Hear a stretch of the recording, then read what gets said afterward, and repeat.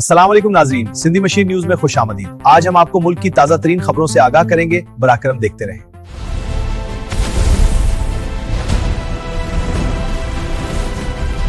चीन ने मुल्क की बड़ी रिफाइनरीज को डीजल और पेट्रोल की बरामदात रोकने का हुक्म दे दिया।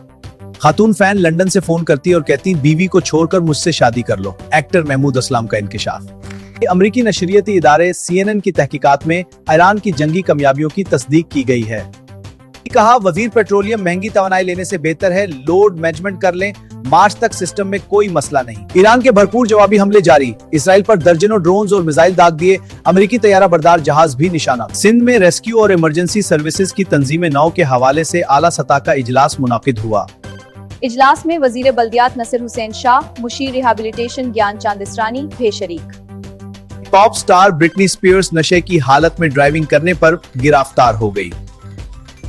खुर्शीद शाह की जानिब से शाह हाउस पर सियासी, समाजी और कारोबारी शख्सियात के एजाज में इफ्तार पार्टी का एहतमाम किया गया। इफ्तार से पहले मुल्क की सलामती, अमून और इस्तेहकाम और पाकिस्तान की खुशहाली के लिए खास दुआ करवाई गई। T20 वर्ल्ड कप की इख्तितामी तकरीब में पोर्टोरिको के मरूफ सिंगर रिकी मार्टिन अपनी आवाज का जादू जगाएंगे। T20 world cup 2026 player of the tournament के लिए नामजदगियों का ऐलान, पाकिस्तानी खिलाड़ी भी शामिल।